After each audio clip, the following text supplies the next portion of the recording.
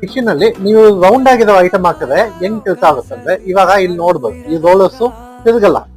ಇವಾಗ ಇಲ್ಲಿ ಸೆಂಟರ್ ನೋಡಿದ ತಕ್ಷಣ ನೋಡ್ಬೋದು ಈ ರೋಲರ್ಸ್ ತಿರುಗುತ್ತೆ.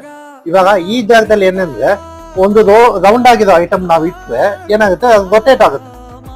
ಸೊ ಈವನ್ ಆಗಿ ರೊಟೇಟ್ ಆಗುವಾಗ ಎಲ್ಲಾ ಕಡೆ ರೊಟೇಟ್ ಆಗುವಾಗ ನಿಮ್ಗೆ ಕರೆಕ್ಟ್ ಆಗಿ ಎಲ್ಲಾ ಕಡೆನೂ ಶಿಂಕ್ ಆಗ್ಬಿಡುತ್ತೆ.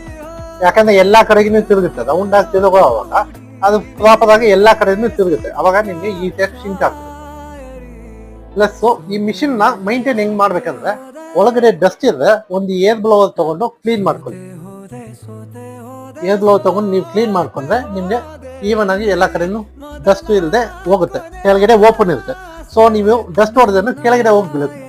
ನೆಕ್ಸ್ಟ್ ಏನಂದ್ರೆ, ಈ ಹೀಟರ್ ನ ಹೆಂಗ್ ಮೈಂಟೈನ್ ಮಾಡ್ಬೇಕಂದ್ರೆ, ಇವಾಗ ಹೀಟ್ ಆಯ್ತು, ನೀವು ಕೆಲಸ ಮುಗ್ದಾಯ್ತು. ಕೆಲಸ ಮುಗ್ದಾದ್ಮೇಲೆ ನೀವೇನ್ ಮಾಡ್ಬೇಕಂದ್ರೆ, ಹೀಟರ್ ಆನ್ ಆಗಿರೋ ಹೀಟರ್ ನ ನೀವು ಆಫ್ ಮಾಡ್ಕೊಬೇಕು.